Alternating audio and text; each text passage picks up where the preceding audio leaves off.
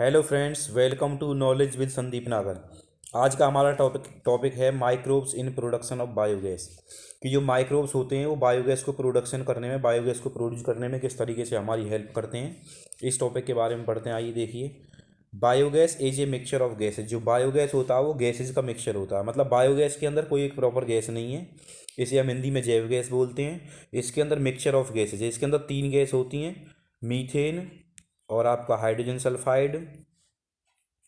Sulphide और carbon dioxide. ये तीन गैस होती हैं इसके अंदर। Containing predominantly methane. तो अधिकतर इसके अंदर, मतलब प्रीडोमिनेंटली मतलब मुख्य रूप के इसके अंदर मीथेन होता है।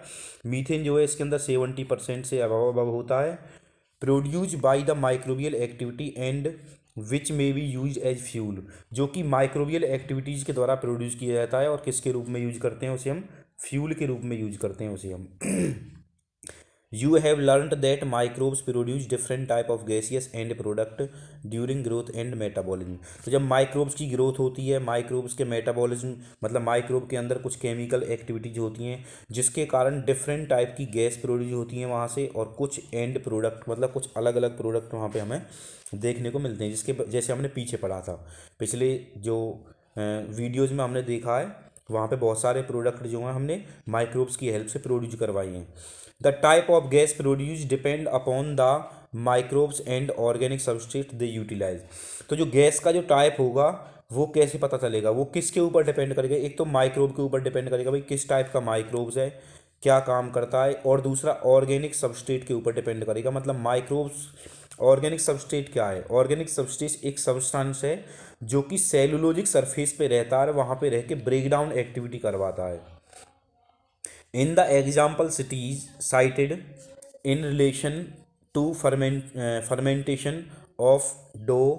तो यहाँ से हम देखते हैं कि एग्जाम्पल के रूप में जो हमने जैसे पहले पढ़े थे, भाई फर्मेंटेशन और डो का फर्मेंटेशन किस तरीके से होता है, चीज़ किस तरीके से बन रही है, और वहाँ पे बीवरेजेस का प्रोडक्शन किस तरीके से होता है। तो हमने पिछले वीडियोज़ में बताया था कि डो का फर्मेंटेशन कैसे करते हैं, चीज़ किस तरीके से बन रही है, और आपका बीवरेजेस प्रोडक्शन जो बियर वाइन वगैरह है इनका प्रोडक्शन कैसे हो रहा है।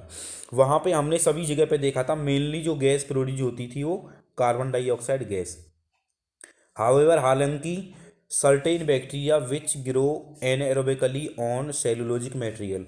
कुछ बैक्टीरिया ऐसे होते हैं, कुछ एनएरोबिकली ऐसे बैक्टीरिया होते हैं जो कि सेलुलोजिक मटेरियल के ऊपर ग्रो होते हैं। तो मैंने बताया था अभी, जो सबस्ट्रेट होते हैं वो एक सब्सटेंस है जो कि सेलुलोजिक मतलब बैक्टीरिया के अंदर पाया जाने वाला एक सब्सटेंस है जो कि सेलुलोजिक मटेरियल पर हमें प्रेजेंट देखने को मिलेगा, और वहाँ पे कुछ एंजाइमेटिक या फिर ब्रेकडाउन एक्टिविटी कराने का काम कराता है।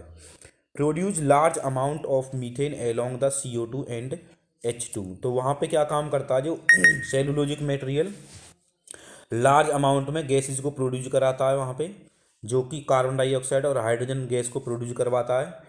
These bacteria are collectively called methanogens. इस बैक्टीरिया को हम मिलाकर के क्या बोलते हैं, मीथेनोजेंस नाम देते हैं इस बैक्टीरिया को। तो मीथेनोजेंस बैक्टीरिया है, और इसका जो कॉमन नाम है, जो मीथेनोजेंस का कॉमन नेम है वो मीथेनोबैक्टीरियम है। These bacteria are commonly found in anaerobically sludge during sewage treatment.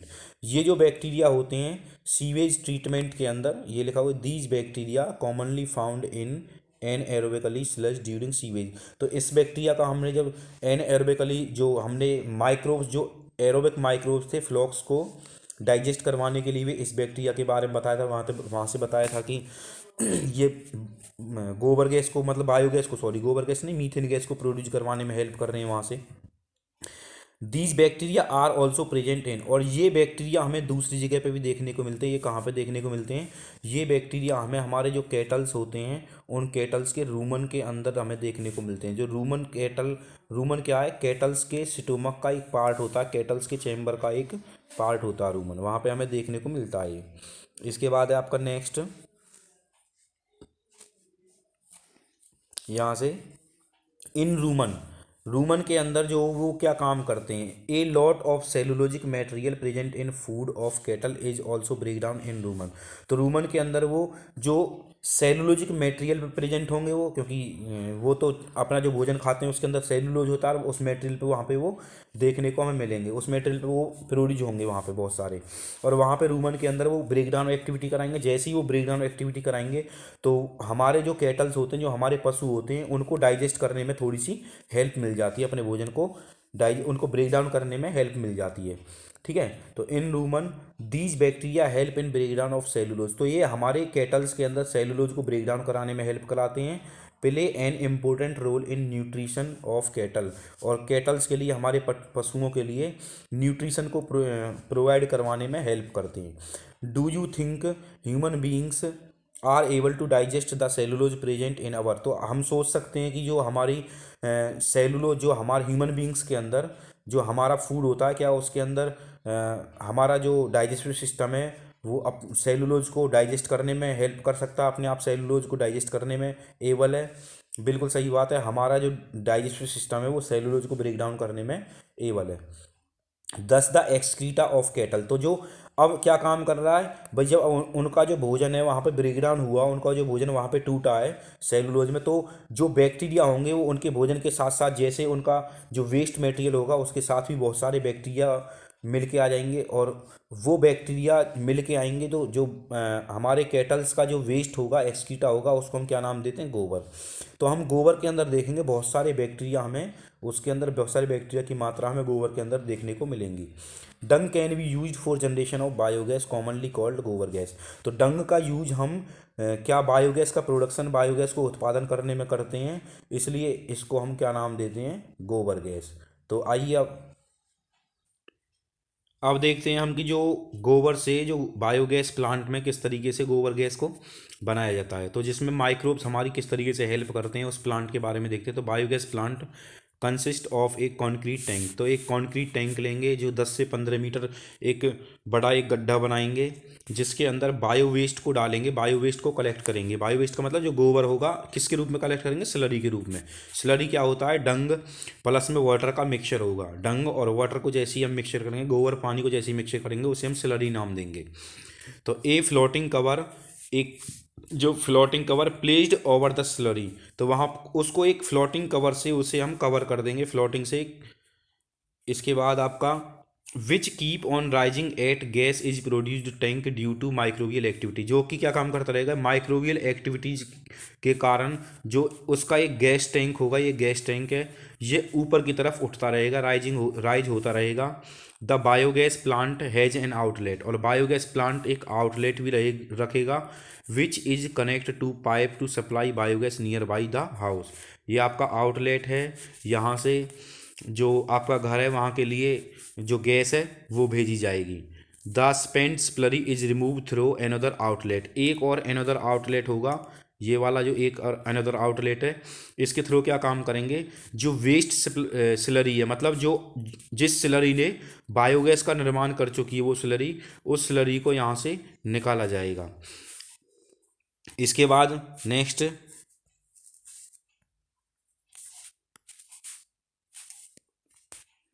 Cattle Dang available in large quantity in rural areas. तो ये जो कैटल डंग होते हैं, पशुओं का जो गोबर होता है, वो लार्ज क्वांटिटी में रूरल ग्रामीण क्षेत्रों में हमें देखने को मिलता है, जिसका हम अलग अलग वेराइटी में अलग अलग पर्पज़ के लिए यूज करते हैं। So biogas plant are more after built in rural areas. तो इसलिए जो बायोगैस प्लांट होते हैं वो रूरल एरियाज में बनाए जाते हैं अधिकतर। The biogas plant that produce is use for cooking and lighting. तो बायोगैस प्लांट का यूज जो हम करते हैं वो भोजन पकाने के लिए करते हैं, लाइटनिंग के लिए करते हैं। इसके लिए the picture of biogas plant is shown in 10.8 figure. तो आपको ये 10.8 फिगर, ये 10.8 फिगर दिया हुआ है, इसके अंदर आपको ये पिक्चर दिखाई हुई है बायोगैस प्लांट की। इसके बाद में द टेक्नोलॉजी, एक बार मैं इसको एक्सप्लेन कर देता हूँ दोबारा से इसको। सबसे पहले आपका ये जो है हमारा कॉन्क्रीट टैंक है, ये वाला आपका कॉन्क्रीट टैंक है, इसके ऊपर ये गैस होल्डर है, इसमें गैस जो है वो भरी जाएगी, यहाँ से स्लरी को डालते हैं हम, स्लरी नीचे की तरफ आती है, और ये आउटलेट है, यहाँ पे ये पाइप है जिसके थ्रू गैस जो है वो बाहर की तरफ हमारे हाउस के अंदर जाएगी। अब क्या काम करेंगे, जैसे स्लरी यहाँ से अंदर की तरफ आएगी तो स्लरी नीचे की तरफ आएगी। यहाँ पे बहुत सारे मीथेनोजन बैक्टीरिया अपनी एक्टिविटी को करते रहेंगे।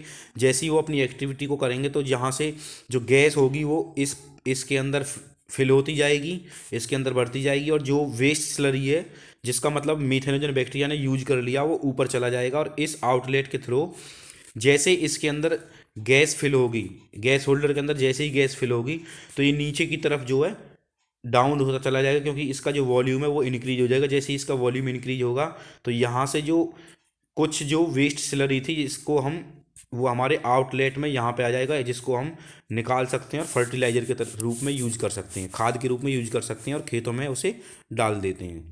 आगे देखिए अब आपका यहाँ से, तो मैंने बताया था जो ये आपके बायोगैस प्लांट जो होंगे, ये बायोगैस प्लांट अधिकतर हमें देखने को रूरल एरियाज में देखने को मिलेंगे, ग्रामीण एरिया में देखने को मिलेंगे। तो the picture of biogas plant, ये पिक्चर है आपकी। The technology of biogas production was develop in India mainly due to effort in Indian agriculture research institute. तो जो टेक्नोलॉजी है इंडिया के अंदर जो बायोगैस प्रोडक्शन को एफर्ट करती है वो सबसे फर्स्ट आपकी IARI मतलब इंडियन एग्रीकल्चर रिसर्च इंस्टीट्यूट। तो ये एक ऑर्गेनाइजेशन है जिसके द्वारा बायोगैस प्लांट लगाए जाते हैं। And khadi and village industry commission, एक है आपकी KVIC का मतलब है खादी एंड विलेज कमीशन। ये दोनों जो फुल फॉर्म है आपकी, ये नीट के क्वेश्चन, नीट के लिए भी कई बार आ चुके हैं, तो ये आपको ध्यान रखने हैं, दोनों नीट के लिए इंपॉर्टेंट है ये दोनों full form.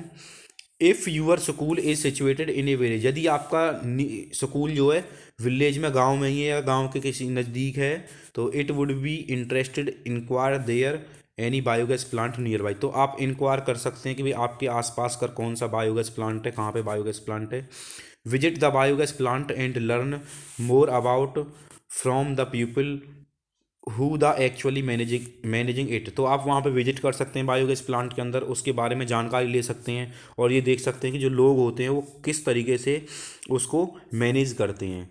Thanks to watch my video. अगर वीडियो अच्छी लगी हो तो लाइक शेयर और सब्सक्राइब करें प्लीज़। Thank you.